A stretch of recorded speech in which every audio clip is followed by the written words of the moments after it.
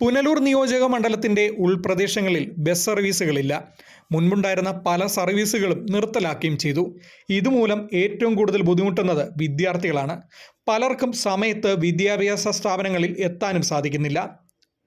ഗതാഗത വകുപ്പ് അവതരിപ്പിക്കുന്ന റൂട്ട് ഫോർമുലേഷൻ പദ്ധതിയുടെ ഭാഗമായി പുനലൂരിൽ PS സുബാൽ MLA വിളിച്ചു ചേർത്ത ജനകീയ സദസ്സിൽ ഉയർന്നുവന്ന പരാതികളാണിത്. മണ്ഡലത്തിലെ ഉൾപ്രദേശങ്ങളായ ആരംപുന്ന, 10 ഏക്കർ, ആയിരനല്ലൂർ, ചാലിയക്കര, ഉപ്പുകുഴി, ഇടമൺ, കേളങ്കാവ്, മാത്ര, കോക്കാട്, കടമാൻകോട്, ചൂരക്കുളം, തഴമേൽ, ആലഞ്ചേരി, മുതലാറ്റ്, പുഞ്ചക്കോണം തുടങ്ങി ഒട്ടേറെ പ്രദേശങ്ങളിൽ ജനത്തിന് പ്രയോജനപ്രദമായ രീതിയിൽ ബസ്സുകൾ സർവീസ് നടത്തുന്നില്ലെന്ന് യോഗത്തിൽ ജനപ്രതിനിധികളും നാട്ടുകാരും ചൂണ്ടിക്കാട്ടി. വേണ്ടത്ര ഗതാഗത സൗകര്യമില്ലാത്തതിനാൽ ദേശീയപാതയിൽ തെന്മല, ഒറ്റയ്ക്കൽ പ്രദേശങ്ങളിലൂടെ സർവീസ് നടത്തുന്ന KSRTC ബസ്സുകളിൽ സ്കൂൾ കുട്ടികൾ ഫുട്ബോർഡിൽ വരെ തൂങ്ങി നിന്നാണ് യാത്ര ചെയ്യുന്നതെന്ന് പൊതുപ്രവർത്തകരും പരാതി പറഞ്ഞു. ബസ് സർവീസുകൾ ഇല്ലാത്തതിനാൽ ഉൾപ്രദേശങ്ങളിൽ നിന്നും പട്ടണങ്ങളിലേക്കെത്തി കുട്ടികൾക്ക് തുടർ പഠനം നടത്താനാവുന്നില്ലെന്നും പങ്കെടുത്തവർ ചൂണ്ടിക്കാട്ടി. പുതിയ പദ്ധതിയിലൂടെ മണ്ഡലത്തിലെ യാത്രാക്ലേശത്തിന് പരമാവധി പരിഹാരമുണ്ടാക്കുമെന്ന് MLA ഉറപ്പു നൽകി. തുടർ നടപടികൾക്കായി MLA ചെയർമാനും ജോയിന്റ് RTO R സുനിൽ ചന്ദ്രൻ കൺവീനറുമായ സമിതിക്ക് രൂപം നൽകി. റൂട്ടുകൾ സംബന്ധിച്ച് അന്തിമ ധാരണയുണ്ടാക്കുന്നതിനായി ഓണത്തിന് മുൻപ് തന്നെ പഞ്ചായത്ത് തലത്തിൽ യോഗം ചേരുമെന്ന് MLA പറഞ്ഞു. നമുക്കറിയാം, നമ്മുടെ യാത്രാക്ലേശം പരിഹരിക്കുന്നതിന് വേണ്ടിയുള്ള നിലവിലുള്ള സംവിധാനങ്ങൾ KSRTC സർവീസുകളും അതുപോലെ തന്നെ പ്രൈവറ്റ് സർവീസുകളും. എന്നാൽ ഫലത്തിൽ കേരളത്തിൽ പൊതുവായി പരിശോധിക്കുമ്പോൾ ഈ സർവീസുകളുടെ എണ്ണം വളരെ പരിമിതപ്പെട്ടു വരുന്നു എന്നതാണ് യാഥാർത്ഥ്യം. KSRTC സർവീസുകൾ കുറയുന്നു. അതോടൊപ്പം തന്നെ പ്രൈവറ്റ് സർവീസുകൾ ഗണ്യമായി നമ്മുടെ കേരളത്തിൽ കുറഞ്ഞു വരികയും അപ്പോൾ വ്യവസായ മേഖല തന്നെ വലിയ പ്രതിസന്ധി നേരിട്ടുകൊണ്ടിരിക്കുന്ന നമ്മൾ KSRTC സർവീസ് എവിടെയും ആരംഭിക്കാൻ ആഗ്രഹിക്കുന്നുണ്ട്. എന്നാൽ KSRTCയുടെ നിലവിലുള്ള സാഹചര്യം നമുക്ക് എല്ലാവർക്കും ഒരുപോലെ അറിയാം. വലിയ ദുരിതം നേരിട്ടുകൊണ്ടിരിക്കുകയാണ്. സർക്കാർ സഹായിച്ചുകൊണ്ടാണ് ശമ്പളം അടക്കം ഓരോ മാസവും നൽകുന്ന പ്രവർത്തനങ്ങൾ നടന്നുകൊണ്ടിരിക്കുന്നത്. അങ്ങനെ എത്ര നാൾ മുന്നോട്ട് പോകും എന്ന കാര്യത്തിൽ നമുക്ക് നിശ്ചയമില്ലാത്ത അവസ്ഥയാണ് ഉള്ളത്. എങ്കിലും ഒരു സാമൂഹിക പ്രതിബദ്ധതയോടെ നമുക്ക് അതിനെ കാണുകയുള്ളൂ. കോവിഡിന് ശേഷം ഒരുപാട് സർവീസുകൾ ഇല്ലാതാകുന്ന സാഹചര്യമില്ല. ആ സർവീസുകളെല്ലാം പുനഃസ്ഥാപിക്കണമെന്ന് നമ്മൾ നിരന്തരം ആവശ്യപ്പെടുന്നുണ്ടെങ്കിൽ പല കാരണങ്ങൾ കൊണ്ട് ആ സർവീസുകൾ ആരംഭിക്കാൻ കഴിയില്ല എന്നതാണ് പറയുന്നത്.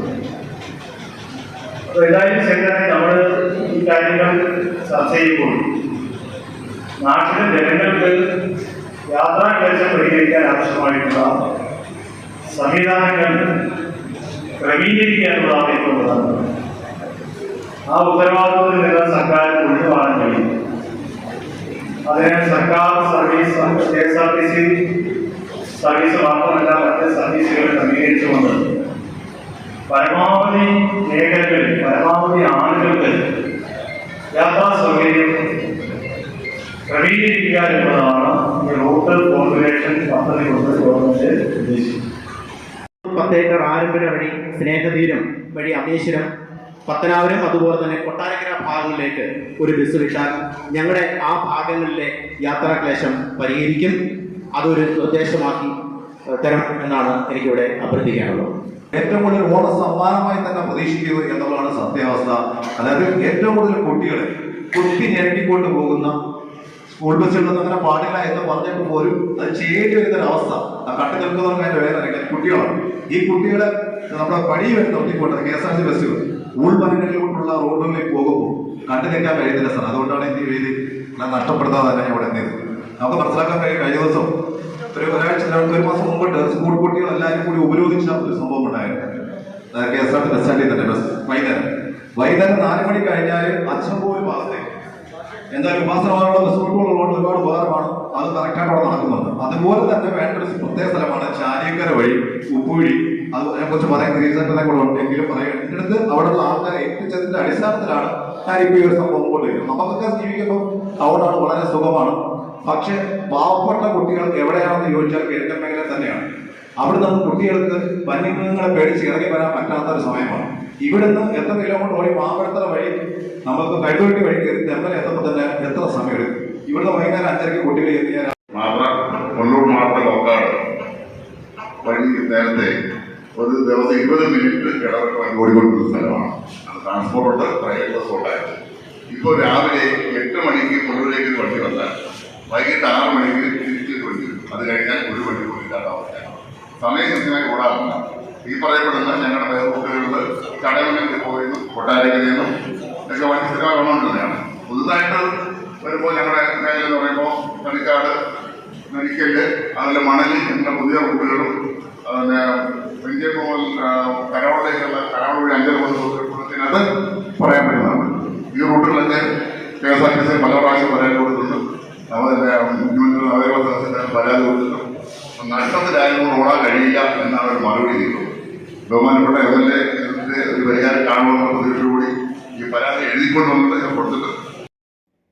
Anchal block panchayat president Omana Murali, Eroor panchayat president G. Ajith, RDO G. Suresh Babu, തഹസിൽദാർ Ajith Joy, Punalur police inspector T. Rajesh Kumar, Punalur നഗരസഭാ കൗൺസിലർമാർ, പഞ്ചായത്ത് അംഗങ്ങൾ, KSRTC ഉദ്യോഗസ്ഥർ തുടങ്ങിയവരും യോഗത്തിൽ സംസാരിച്ചു.